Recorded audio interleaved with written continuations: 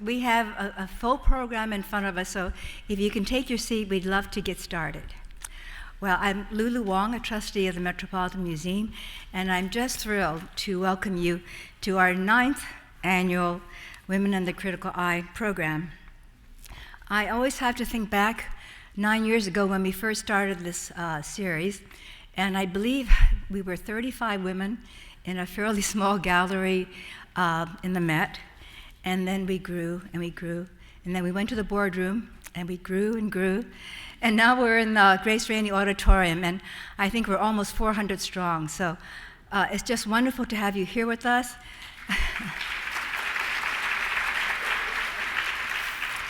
And I really want to thank all of you. Some of you are newcomers to our series. Some of you have been with us from the start, but thank you so much for making this such an important and successful series. I also need to thank my fellow trustees and the committee members for this event who have worked so hard to bring it about. And I hope that you will have a chance to speak to many of them during the course of the reception. And I suggest speaking to each other because I think one of the most wonderful aspects of this series is that we've been able to bring together a warm and wonderful community of women who enjoy art, who enjoy the Met, and who enjoy each other. And we've been so pleased that many of our participants have become great friends of the Met. Some had not really even been to the Met very much prior to coming to a Critical Eye event. But after coming and seeing the warm welcome that women have here and for each other, they've become great supporters. They've come back, they've brought their friends, and have become a part of our most stalwart base. At the Met, it's a very important priority for us to engage our audience. And as we were thinking some 9 years back, we had thought there was one part of our audience that we perhaps could engage better, and that was women. Women who enjoy art, but who would also like to learn how to be more discerning, to develop a critical eye for art.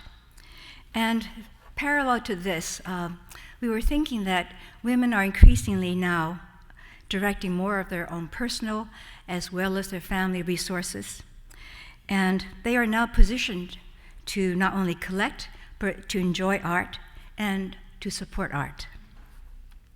So we hope that with our Critical Eye series, we were able to support this interest and that we can help women to not only appreciate or collect, but also to bring that critical eye that is so important to the enjoyment.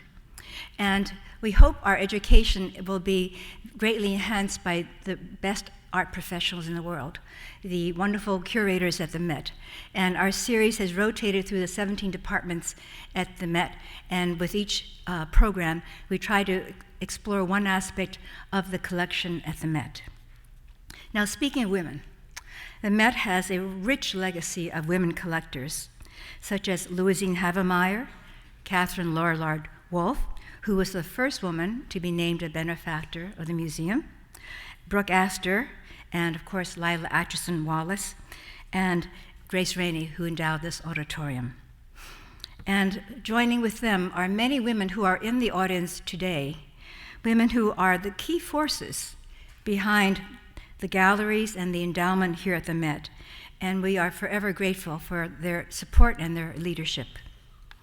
Now, today we are in for a tremendous treat. We are very fortunate to have Rebecca Rabinow and Mimi Braun with us, and they will give you a presentation assessing modern and contemporary art. They will bring their critical eye to one of the finest collections of modern art in the world. But first, let me hand the podium over to our president, Emily Rafferty, who will say a few words. Thank you again.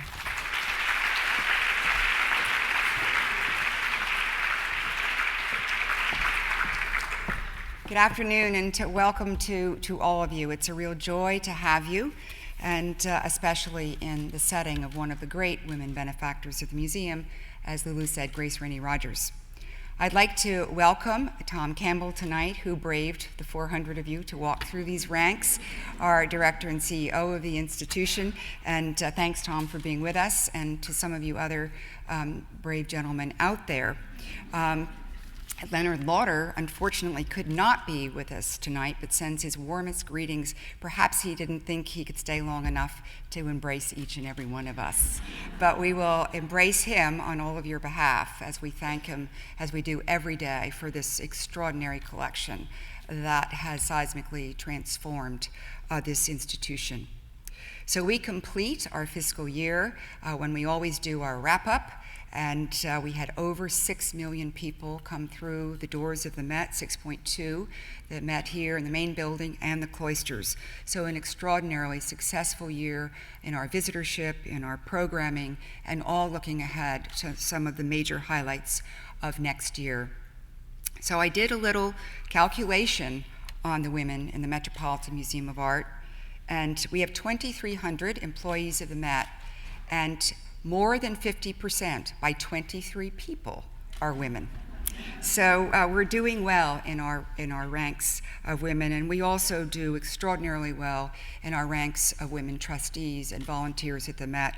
And Lulu, thank you so much for being really the inventor of this program that has warmed the hearts and minds of so many of us over this 9 years. And we'll ask you to represent our thanks to all of the women trustees, of which there are many, and the staff members that I have just mentioned.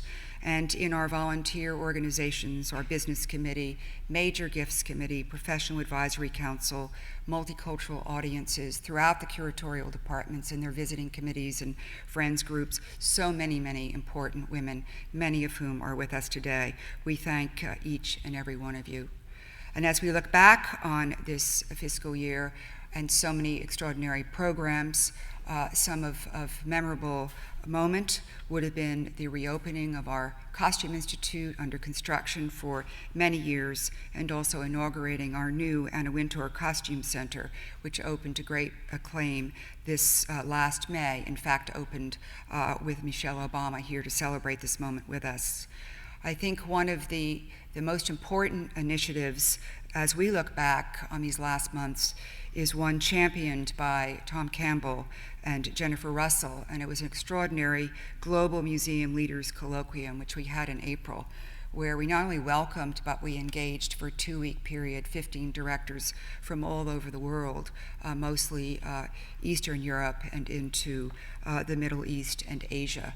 And it was a learning experience for all of us. I'm sure it's one that will enhance, reaffirm our commitment to a global presence, and also set off relationships that are bound to be valuable throughout the years. And just to add, many of these directors are women. So moving on to this wonderful program tonight, I'd like to introduce our 2 speakers, both really extraordinary women. Rebecca Rabinow joined the staff of the Met in 1990. Since then, she's been instrumental and so inventive, creative, and organized, and she has produced more than 20 special exhibitions during this time.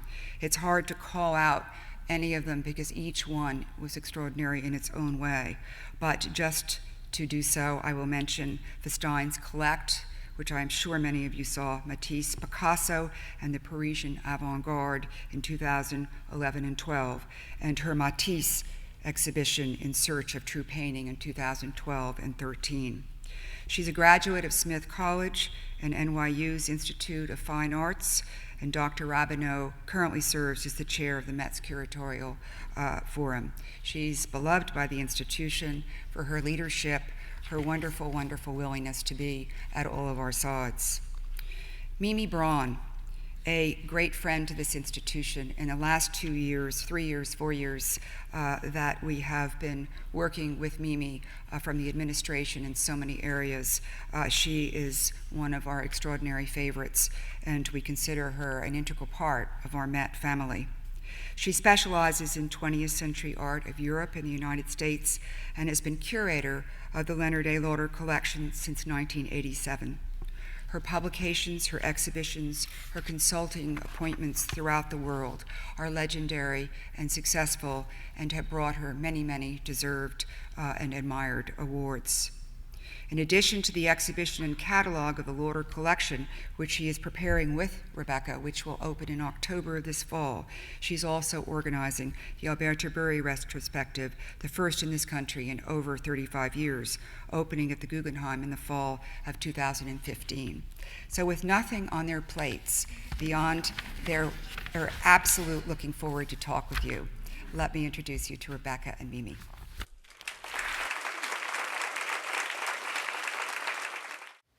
So, we are here to talk about the Leonard Lauder Collection of Cubism, which is a promised gift to the Metropolitan Museum of Art. That exciting news was announced almost a year ago, and since that time, Emily Braun and I have been working very hard on the upcoming exhibition and on the accompanying catalog. We come to the collection from two very different ways. She has been part of it for decades, and I came to it afresh, really, just a little over a year and a half ago. And just to give you a bit of my experience of walking into Mr. Lauder's apartment, when you walk in, you enter a foyer, and then there's the living room. And this picture behind me, this large, graphic, colorful painting by Fernand Léger, painted around 1918, 1919, is the first thing you see. It's hanging between two windows, and it really, how can you look at anything else? It's amazing. It's called Composition, the typographer. And as you start to look at it, you start to try to figure out where is the typographer and what's going on and what is depicted. Is it abstract? Clearly it's not. And as you're looking at it, out of the corner, or at least of my eye, then I see another Léger at a right angle on the far wall, Houses Under the Trees. A little bit earlier, the colors are a little bit simpler, the palette, it's greens and reds and whites. A stunning painting in its own right. But wait, if you turn just a little bit more, over the sofa is an arrangement of 8 paintings. Some of these paintings are so iconic. These are the pictures that I was shown in graduate school. The picture that you see on the left column, that lower left painting, a work by Picasso, an oval-shaped painting, was one that Varnish said was the pivotal moment for Picasso as he was transitioning from analytic cubism to synthetic cubism as color was beginning to enter his paintings. And there it is on the wall above the sofa. I have to admit that after being in this one room and being a very visual person, it was very hard for me to continue on the tour that Mimi gave me of the apartment. But just in the room next to it, here you see more pictures by Picasso, by Brock.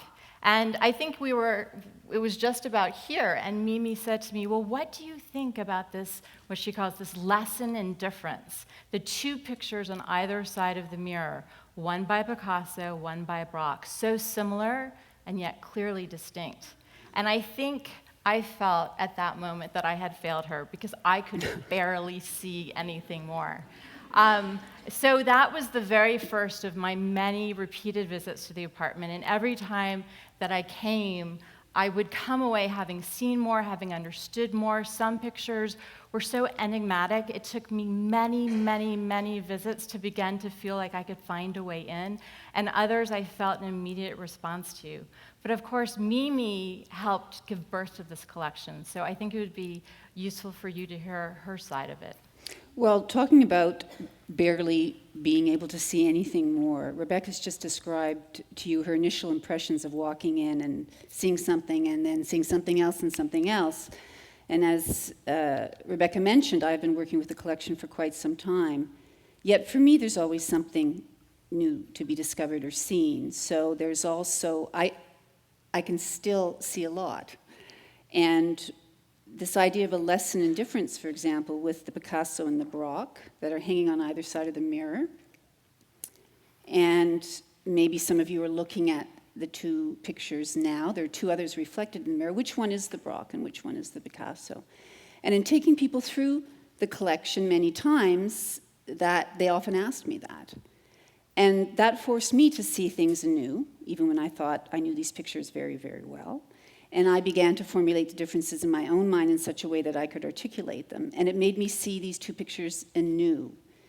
So there's one of the definitions of richness of a collection is the fact that there's always more to learn from it. You're never bored. There's always something else to see and to discover. So the answer is, that's the Braque on the right and the Picasso on the left. So as we were preparing this talk, it occurred to us that it might be useful for us to say, well, what does it mean to collect the best? Especially when you're looking at Cubism, how do you define the best? In fact, it was Lulu who gave us that task. She asked the question, what defines the best? That's a very hard question to answer, so we gave it quite a bit of thought. And the big answer is connoisseurship, which is an old-fashioned word, but I think Rebecca and I feel very strongly that it is the most important word out there. And we wanted to talk with each other tonight and speak to you about what defines the best, and we came up with certain categories that we thought were helpful to ourselves and therefore might be helpful to you as well. One of them is historical importance. What makes a work historically important? And there are many answers to that, including importance by association, how other people over time already chose a certain picture as being a signal picture in the history of art or the history of Cubism. Another aspect is rarity. Rarity perhaps because the artist produced so few of this kind of work, or because other people have already bought the rest because they knew they were really good. Another criterion for the best is the aesthetic wow, which is probably the hardest to define, but I don't think it's subjective. We'll talk about that. And then also conservation, issues of conservation and the condition of a work, and how a great work can perhaps go down a rank because it's not in an optimal state, or a work that you may not think is super duper actually is fantastic because the condition is so pristine. So historic significance. People often ask curators, well, what does that mean? It's such a common term. You can curate blue jeans these days. But being a curator, especially a curator at the Metropolitan Museum, means many things, including being a detective and being very aware of all of the historic context around any given work of art. And as a collector of the highest level, that's also something that's very important. Being aware of exhibitions of art, of which works artists may have lent to important exhibitions, of which works were reproduced in periodicals or newspapers that other artists saw, of being aware of which works influenced other artists directly. We have many, many examples in the Lauder collection of works of great historical importance, including this work by Picasso called The Oil Mill. And what you're seeing here is a landscape in the foreground. There are mountains in the distance, and in between the two, if you can make out, there is a river with a boat on it. So already, this fills many of the categories that Mimi was just discussing. It's rare for Picasso to depict a scene like this, but it's also of historic importance. Leonard and I went to look at this picture in a bank vault in Switzerland, and we actually did not know what we were coming to see. We just knew that it was something quote-unquote important. And aside from the power of this picture, which is not that large, and as Rebecca mentioned, it belongs to a series of landscapes painted in Horta d'Ebro in 1909, the summer of 1909, when Picasso was on vacation there in Spain. He produced very few of these landscapes, including one that's in David Rockefeller's collection, Promise to the MoMA, and another that was in the MoMA's collection. And so right away, that was an aspect of importance. But I, having worked on Italian art, knew that this was one of the first two Cubist pictures ever reproduced in Italy, ever seen in Italy. And that was because it was published in La Voce magazine, an intellectual journal, which was the mouthpiece for avant-garde art in Italy, particularly reporting back what was happening in France. So when you realize that the Italian futurists were going to be influenced by Cubism, this, along with another painting, were the first two that were ever seen across the border into Italy. So it had a singular importance in that way.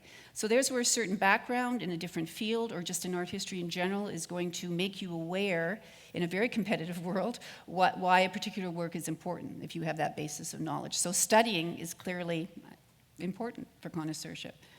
And it's not just newspapers. For example, there are important exhibitions. The exhibition from which Cubism received its name was a 1908 exhibition that took place in Paris in a small gallery, a former tailor shop in Paris in the shadows of the Madeleine. And it was owned by a dealer of German origin who was only in his young 20s, his early 20s, named Daniel Henry Kahnweiler. And in 1908, in November, he had an exhibition of works by an equally young artist, Georges Braque. And that exhibition was reviewed, and a critic used the term describing these works of art, talking about the cubes, or cubism, geometric forms. The Lauder collection has 2 paintings that were in that exhibition. This work, called The Terrace at the Hotel Mistral, where Braque is in more or less of a transition between his earlier fauve-influenced, brightly colored, sun-filled paintings and starting to see the influence of Cézanne. So this was one of the landscapes in that exhibition, and this is another, The Trees at L'Estaque, painted the following year, and you can see a stylistic change in his work just in this very short period. And Braque organized this exhibition because he'd been rejected. Some of these pictures, particularly the cubistic ones, have been rejected from the public salon. So he very much wanted to make a statement, and he chose 27 pictures himself. He self-curated the exhibition, if you will. So one aspect of a historical importance is knowing when a picture, it was important to the artist, him or herself, when they felt that it was significance. And that's the case in these 2 pictures. Sometimes the very front of a painting can have all sorts of clues to it, as is the case with this painting by Georges Braque from 1914 called Bottle of Rum. It's a still life. You might be able to see that blue and white decorative strip patterning. It's a wainscoting detail that delineates the corner of a room. In front of that is a table with various elements on it, including a very clearly marked bottle of rum, and then just to the lower left of it, a glass, and then there are pieces of paper. Much to say about this painting, but right now I'm most interested in pointing out to you in the very lower left a tiny blue and white sticker that remains affixed to the front of the painting, the number 19. As I said, Kahnweiler was a German national, and during World War I, he was not able to return to Paris. He had been on vacation when war was declared, and so he spent the war years, most of them, in Switzerland. His collection and everything he owned that remained in Paris was seized by the French state and auctioned off to help repay war debts, as France did with the belongings of all German nationals who had been in France. And so there was a series of Kahnweiler's sales in which the works had basically been taken by the government and sold off. He was not, in principle, allowed to buy anything back from this sale. However, he formed a consortium, and under someone else's name, they did buy some works back for what became his next gallery, the Gallery Simon. But while these works were at the auction house, the Hotel Drouot, they were given numbers that corresponded to the exhibition catalog or pamphlet, and this work was sold as number 19.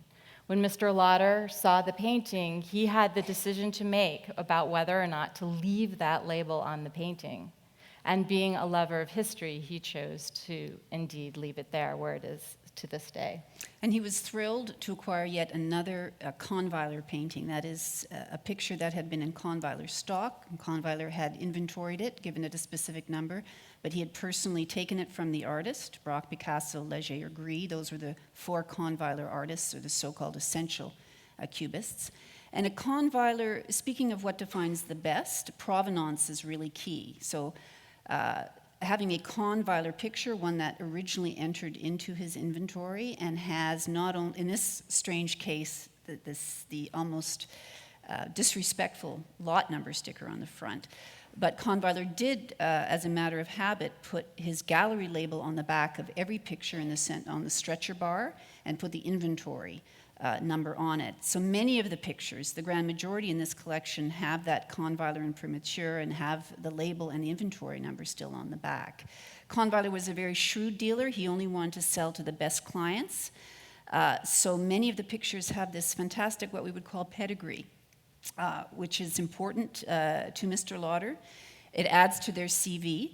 And it also shows, again, the best by association to a certain degree, the judgment of others, other great collectors in the past who have sought out certain pictures and felt them worthy to be in their collection. So not only other collectors, of course, would signal or be attracted to paintings, but artists were as well. So this painting by Picasso, which you may remember since it graced the front page of the New York Times when the gift was announced, this is a picture that was not only signaled out by Picasso himself for inclusion in a major exhibition devoted to his work in the 30s, but the surrealists, André Breton, took this as being of particular importance and actually spoke of Picasso as being one of the first surrealists, or in a sense, the father of surrealism. So defining the best has to do also with its historical influence, the fact that it's been documented as being copied by other artists or leading to a change in their style. As Rebecca mentioned, the surrealists loved and heralded the woman in a chemise and an armchair as perhaps the first surrealist picture, or Picasso's head of a woman, really of Ferdinand Olivier of 1909. We know that Boccioni and other futurists saw this work when they visited Paris in 1911, probably in Kahnweiler's gallery, a cast of it. And Boccioni went on to reinterpret it in this portrait of his mother, also called Anti-Graceful. Which is in the Met's collection. Or even if you take a drawing by Brock, this is a work still life with a dice from 1911. It has been interpreted in many ways. There you can see the letters ROS, and then at the far left there's an E. So possibly this is a cafe scene with this sign advertising rosé, the E being before the rose, for 30 centimes a glass. If you look just to the right of the numbers 30, and then you see the C, you'll see that there is a trompe-l'oeil nail with a shadow. This is Brock's wink at us, the viewer. He was creating art in a very different visual way. It was a way people were not used to seeing and understanding, and yet by including not only a nail but its shadow, he was winking at us and saying that he understood past histories and ways of representing things. Brock's nail shows up not only in this drawing, but also in several paintings, and has caught the eye of artists, many of them to this day. Here is a print, a lithograph from 1980 by Klaus Oldenburg, which he entitled Brock's Nail, a very specific reference to exactly this inclusion of the trompe-l'oeil in the Brock print. Rarity. Rarity. Let's talk about rarity. So this is one of about 5 pictures painted by Brock at Roche-Guyon. So this is a picture, when I first saw it, I saw a very central composition. The composition to me seemed, there was a great emphasis on the center part of it, but I didn't have an instant recognition of what the subject was. But as I began to research it and to find out more about the historic site where he was when he painted it, everything snapped into focus for me. So basically, what he is using as his subject is a old chateau, the donjon, as they say in France, this tower on a hill, has origins in the 12th century. This is in a site just a little bit northwest of Paris. And if you look at the photograph in the slide, you can see that old keep or that tower up on the hill. And in succeeding centuries, the aristocrats who inherited the property built a chateau lower down in front of that. So you have this very interesting stepped perspective that Brock is depicting a little bit from in front and then off to the side. And seeing, as I said, seeing the site made me understand the painting in a very different way. And Brock's landscapes at this moment, he's doing some, but not a lot of them, and this was a specific series that he focused on. This was a famous landscape because of its historical associations, but also because the Impressionists and Post-Impressionists painted there as well, so there was an art historical lineage for it. So all told, it was a small series. This was the only one left to be purchased because the rest were in public collections. So this was important to get for the collection. And similarly, Pablo Picasso's sculpture, the Absinthe Glass, which is not only painted bronze, but actually incorporates a real tin slotted absinthe spoon in the work, was created in an edition of 6. And Mr. Lauder was able to acquire the very last one in private hands, which just happened to be, as he said, the best. This Absinthe Glass was in the collection of the Ford family, and it actually has a break in the tip of the absinthe spoon. And that was noted when it was purchased, and it was thanks to a conservator here at the Metropolitan Museum of Art that it was fixed.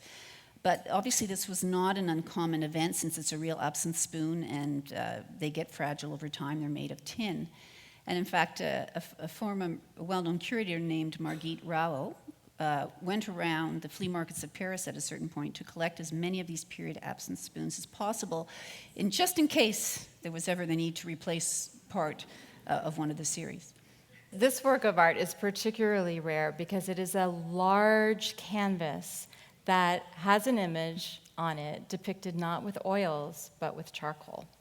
That's right. When this was first shown to Mr. Lauder, it jumped out because, again, if you come with a certain historical knowledge and a certain database in your mind about what's out there, it's a very rare occurrence when there's something that the likes of which you've never seen before. And that was the case in this work, both for its scale. It's extremely large. Even if it were a painting, it would be large for Picasso.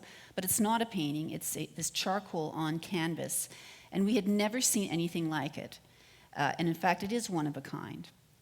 And it had been in a private collection forever, which is another reason why it had not been seen, and no one knew that such a material or process had been used by Picasso. The question still remains, was it a study for a painting that he never finished? And if he never finished it as a painting, that's fine. For aesthetic reasons, he chose to leave it as it is on this grand scale. And you can see in the detail the extraordinary texture of the medium on the white canvas. It was just a singular thing. And without, I think, knowledge of every single step in Picasso's career, or the Cubist moment anyway, and a sense of his usual materials, you wouldn't necessarily know the rarity of this object. One of the things that we'll mention is also not only what is a great work of art, but what is a great collector. And one thing is someone who is curious and is continuing to research works of art. Because if I'm correct, this was acquired before you knew about this photograph. This is a photograph from Picasso's studio. And if you look closely, you'll see that in the background, this canvas is hanging behind the work on the easel. It just so happens that the Lauder collection already contained that work on the easel, which is Woman with a Book. But this is one of those instances where you need to challenge yourself to look very closely from the photograph to the painting, and you might be able to see that the painting on the easel is not finished, because the most noticeable omission is in the upper left corner where there's a landscape. Picasso hadn't yet painted it in. It's very likely that he engaged in a very typical process for painters, which was to paint the model within the studio and add those landscape details later. But finding a photograph like this that has not only one, but two works in the collection was really, it must have been such an exciting day. And you didn't show, because two are enough, but where these two are installed in the house, they are on walls that are right next to each other, so they speak to each other. Mr. Lauder always talks about pictures wanting to speak to one another, and here we see them already. Picasso was thinking along the same lines. He had one behind the other as he was working it through, so they're very much in dialogue. So we can't emphasize enough the importance of doing your homework and of constantly looking and the love of looking. But no matter how much looking you do, how much research, there will always be the aesthetic wow. And the aesthetic wow involves not only that moment where you know you've seen something special, but also knowing when to say no. I started working for Mr. Lauder in 1987, and at the end of 1986, he had purchased many pictures, a group of pictures from the Douglas Cooper collection. Douglas Cooper, many of you know, was a great Cubist scholar, dealer, and collector. And Mr. Lauder had already put together a key group of Cubist pictures, and in fact, he was vetted before the collection was offered to him because the estate of Cooper wanted to make sure that the pictures would find the right home. And I said to him, post facto, you went to the free port of Geneva. He describes it as that being in F.A.O. Schwartz, his dream of being a little kid and being able to choose everything he wanted from the toy store. And there was crate after crate after crate, but he didn't choose everything. Already he was discerning, and in fact, as in many collections, there are, even in this extraordinary collection, there were levels of quality and things that were rarer than others. And this is a very fine collage, which he chose to pass on. And afterwards I said, why didn't you buy that as well? And he said to me, because I was waiting, it's not the most representative of Gree's work in collage. It's that 1914 moment, particularly the spring, when Gree begins to play with wallpaper and matchboxes and other types of printed papers, that he really came into his own. So I was not going to acquire this work, as lovely as it is, but he said it didn't really sing to me in the way that other Gree collages did. And in fact, Douglas Cooper's collection, or that is what was left in the estate, did not have any of the 1914 collages left. And Mr. Lauder subsequently acquired many of them, one of which you're seeing on the left. Another example. Sometimes there is all the historic significance in the world, and you really, really have to think, does it also have the aesthetic wow? So this is a painting that many of you will recognize because it did hang in the Museum of Modern Art, and it now hangs in the Braun collection in Berlin. And this was a picture that was offered. It is an iconic work, and I don't like that word because it's a cliche, but it is iconic in the sense that it has been reproduced many, many times, and it's one of these Horta landscapes of the same summer of 1909 as the oil mill, which we just showed you before. And the picture has everything. It's a fantastic composition. It's historically important, but it had been lined. That is, in order to preserve the picture, which was often done in historical practices, conservation practices. Another layer of canvas had been glue-lined or wax-lined on the back to prevent flaking or to help any structural weakness that had occurred over time on the front of the picture. So to Mr. Lauder's eye, the surface of the picture had been flattened slightly as a result. And this is true. This happens. It happens with Cézanne because Vollard, for example, as I understand it, lined a lot of Cézanne's pictures as well. It was standard conservation practice. So he chose, for him, the wow, the experience, the scintillating quality of it, it just wasn't there anymore for him. So how can you know, how can you walk up to something and just understand if it has an aesthetic wow? Do you think it's completely subjective? This is, I think, something that neuroscience is going to have a lot to teach us in the future. I think that part of it is instinctive because certain people like musicians or mathematicians are born with extra discriminatory characteristics. They have a natural ability. Now, we all think we have a natural ability to see. We do.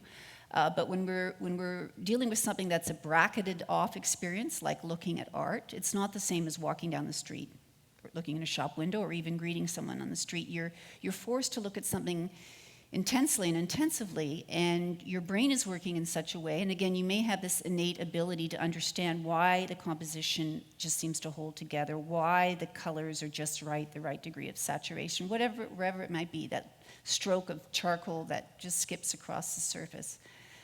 So yes, I think part of this is innate. Now we're speaking to connoisseurship again, but part of it is also honing that eye and looking at things again and again and again. And you may have had this experience yourself. You look at a Pissarro and then you look at a Monet and you say, I can't tell the difference. And then after looking at 3 more examples, you begin in your own mind to discern what the differences are so that when you're shown 2 images, you're able to say, well, this one looks more like a Pissarro to me than a Monet or a Braque and a Picasso. So these forms of visual discrimination are both innate and they also accrue over time. And this is, I think, a very important aspect of connoisseurship. And then, of course, the history lessons kick in too. But there's no replacement for the eye that's just trained and perceptions that are trained and that training being reinforced. I think if you're collecting any artist or any period, the more that you can see, the more museums that you can visit, the more collectors' homes that might have these works that you can see, you become familiar with things. You begin to recognize when something is special, when something is mundane. And that, I mean, certainly for art historians when we're in graduate school, you do that. You go to a museum, you stand in the middle of a room and you think, if there were one work in this room that I could have in my imaginary museum, what would it be and why? Why is a key question. You have to train yourself to ask that, and slowly you're ready to make those big purchases. And this, for example, the two Orta paintings, the oil mill, which we saw before, the oil mill, as I mentioned, we had seen it in a vault. It had not been exhibited for 50 years. In fact, if you pick up John Richardson's Life of Picasso, the second volume on Cubism, this has reproduced the oil mill in black and white, and it says location unknown, because that book was published before Mr. Lauder purchased the picture. And it seems a slight picture, except in the flesh, it just packs such a powerful punch. And in honing the eye in Cubism, defining what is the best, Cubism is not an easy art, perhaps initially for some people. So part of the aesthetic wow of Cubism has to do with the brain seeing the ambiguity, the eye seeing the ambiguity, the planes that are fractured, the perspective that's not normal, the flatness of the picture plane coming to the fore, seeing all over light-dark modeling. The brain has to get used to it and also enjoy the pleasure of resolving that ambiguity, which is a lot of what the aesthetic wow is. After the aesthetic wow, of course, you've got the nitty-gritty or conservation, because it really goes far understanding what you're seeing and how what you're seeing may be transformed by, say, discolored varnish. Previous generation, it's hard even now to remember how much nicotine haze filled every apartment in the United States and anywhere else art might be hanging. And it's amazing when you have a discolored picture, which is so, the varnish has soaked in all of that yellow haze, what it might look like cleaned. So the picture that you're seeing on the left is Georges Braque's Mandolin and Fruit Dish, cleaned, and the image that you're seeing right next to it on the right is showing that picture in the process of being cleaned, so that the left half still has the discolored varnish on it. But if you look at that compote, the fruit compote, which is sort of just to the right of middle of the composition, you can sort of see that yellow line where on the right side it's white and on the left side it's yellow. So working with a conservator, you can also understand if you're offered something, it might be that it doesn't look like it could. It hasn't reached its full potential. And the issue of varnish and what we call analytic cubist pictures, that is those done by Braque and Picasso between 1908 and 1913, is really critical, because Braque and Picasso did not varnish these pictures. They did not want them varnished because the tackiness, I don't mean tacky in bad taste, I mean tacky and gluey, shiny quality, and the shininess itself detracted from these incredibly matte tones, the blonde quality, the luminosity of some of these pictures. It interfered with that natural luminosity that they were striving so hard to achieve with their variations in color and tonal values. And John Richardson wrote a breakout article, I think in the early 80s now, called Crimes Against the Cubists, in which he lashed out against conservation practices in which these canvases had, in fact, been varnished.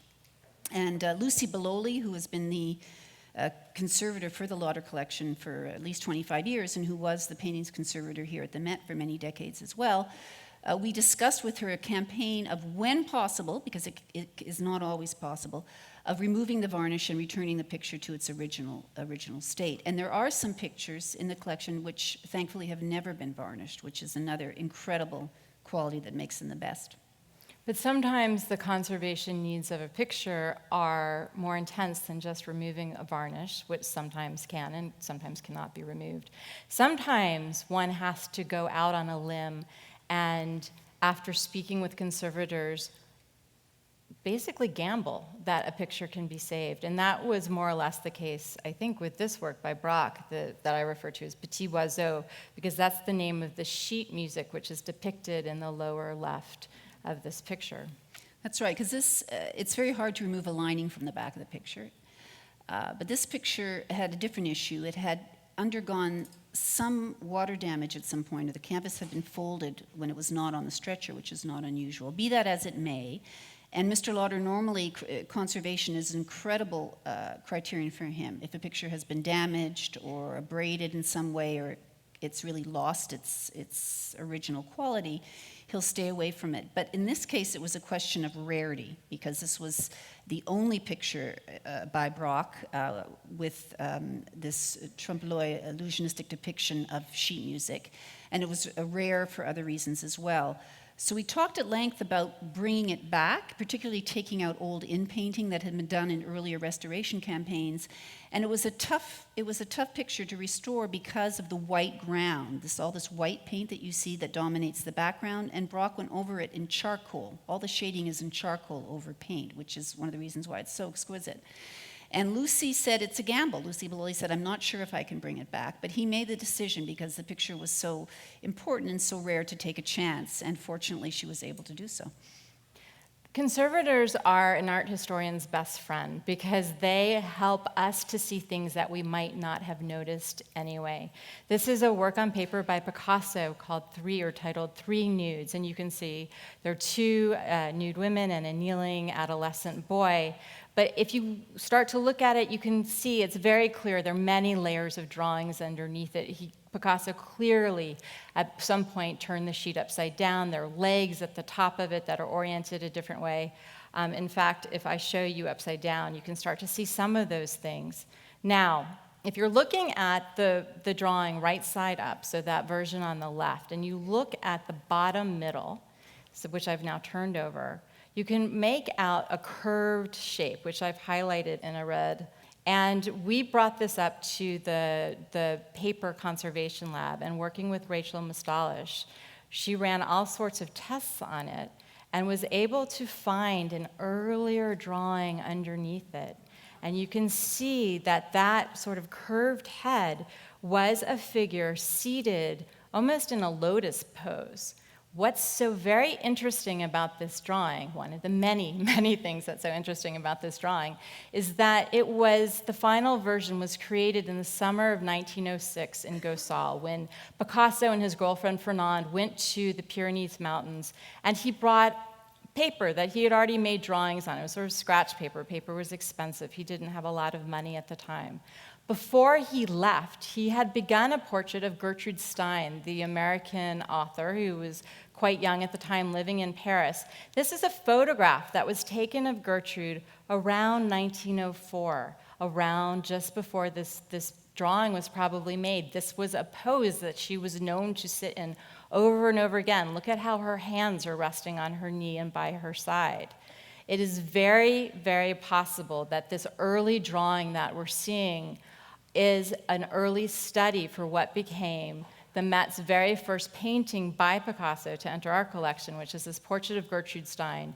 We know that Picasso worked on this portrait for many months before he left for Spain for Gossal, and he was discouraged by the face. He scratched it out before he left, and it wasn't until after he returned that he painted it in the way that we see it now, in the way with which you're all familiar. So we were very excited by this discovery, because there are no known preparatory studies for this painting, and this may indeed be one of them. It is also worth noting that that face looks not only like Gertrude, but has an element of Picasso's own face in there as well. And I'm just showing you a self-portrait that Picasso made just a few months later after he returned from that trip to Gossal. We have this expression about twofers in the collection. Those are pictures that have paintings on the back, but we call this the threefer because there's so many layers of richness. And there are so many conservation stories, but we just couldn't resist showing you one more. This is a Gree collage, paper cutout. This is a work that was actually owned by Gertrude Stein, and we showed it in the Steins Collect. It's called book and glasses. I need my glasses, actually, to read this. Book and glass, and so it's a still life. On a table, you see that there's an open book, there's a bottle, there's a glass. When I first saw this, it was actually, Lucy was doing some work for a private collector, and it was up in paintings conservation. I didn't see a still life with books and a bottle and a glass. I saw a man's suit and tie. So it's almost as if his head is cut off. I don't know if any of you can see that sort of sloping shoulders. This may help you understand what I'm talking about. We have a work by Gree, a drawing by Gree in our collection, in the Gelman collection, called The Smoker, from just the same period. And you can see this figure has an elongated neck. If one were to juxtapose these, what I saw was something like this, the way that the collage almost forms a suit and a tie. There's a tie clip and a pochoir on it. And this was something that Mimi had already come to the same conclusion, that with Gree, there's more than one way of understanding and seeing this artist. Because this work was then, after the Steins collect, it was acquired by Mr. Lauder, they were privy to extensive conservation files. This had come through the Stein collection, as Rebecca had mentioned, and then was part of a syndicate of collectors who had bought the Stein estate from Alice B. Toklas. And at that time, in the 60s, Antoinette King at the Museum of Modern Art had done conservation on it, and she took conservation photographs. She had lifted the collage pieces off, which was radical at the time, in order to re-secure them. And this is what she took, the photographs of what was underneath, which sort of proved the thesis that this is a shapeshifter, because in fact there was a pipe. He had drawn the full pipe underneath. What we think of, Rebecca described as a tie clip, is also the pipe tucked into the jacket. So clearly, as Gree was working on it, this image of a still life suggested itself as a man to him, a headless man. He was interested in headless men, Juan Gree, because he was fascinated with a pulp fiction series called Fantomas, but we're not going to get diverted onto that subject. So he clearly then put this additional collage piece of paper, which in fact differs from the other paper on the surface, and covered up the pipe as if to suggest that it was being no longer a still life, but tucked into a man's suit. So we've talked about various criteria for what makes the best, but that doesn't mean it's easy to choose, because the collectors often have a dilemma. What do you do? What do you do if there are too many choices? What do you do if something is important and not beautiful, or beautiful and not important? So here we have an example of a disagreement. This is a painting of the Bay of L'Estaque by Georges Braque. And I'm just going to interrupt you one second, because it may call in your mind another view of a Bay of L'Estaque, which is in the Metz collection, thanks to a wonderful woman collector, Louisine Havemeyer. And here you see her painting by Cézanne of that same scene. In fact, when you saw a reproduction of the Braque, you said to me, it's so Cézanne-like. And in fact, Braque went through this moment in inventing Cubism where he looked very closely at Cézanne's landscape. He was imitating their style of composition and their brushwork. So this picture came along, and I was very excited. Mr. Lauder was excited, but not as excited as I was. And this picture had been discussed by Bill Rubin, the former director of MoMA and a Picasso and Braque expert, as being a key moment in the development of Cubism, because it epitomized everything that Braque was looking at in Cézanne. And it had come from an important collection, the collection of the de Toil family. Talk about pedigree. But Mr. Lauder felt that it was important historically, but it was not an aesthetic wow for him. It didn't sing to him. It just didn't have everything for him. As he says, sometimes this picture has everything, and this picture did not have everything as far as he was concerned. So it left the collection, and it is now happily at the Fogg Museum.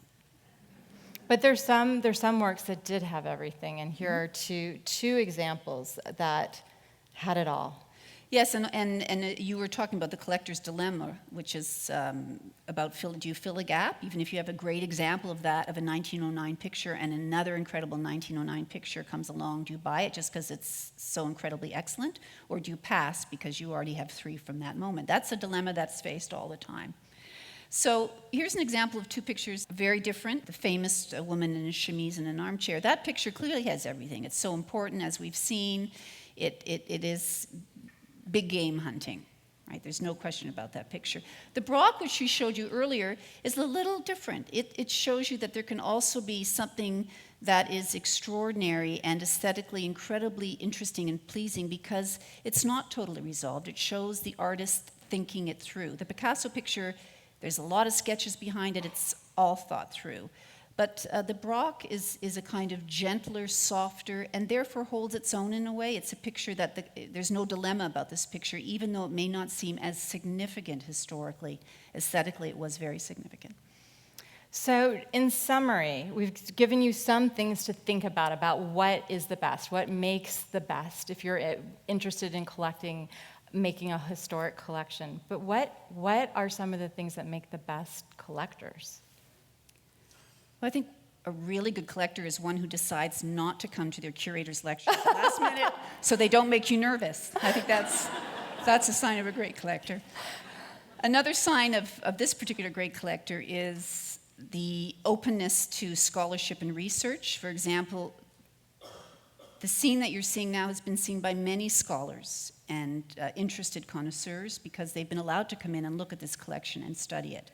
And Mr. Lauder, to the ends of connoisseurship, has not only supported my research, but supported the research of students and other scholars along the way. So it's not a closed connoisseurship. It's always open, which of course is a win-win situation for everyone. Which means agreeing to lend to exhibitions, to allow your works to be reproduced, to allow these works to have larger lives, to know that you are the lucky few who get to live with them, but understand, I think, also the role of being a caretaker and a protector and allowing these works of art to live on. I would like to thank you all for joining us. I know we have well overshot our time allotted, so I apologize to all of you, and I'm sure some of you may have questions. We will be at the reception, and you are more than welcome to come ask us anything you have.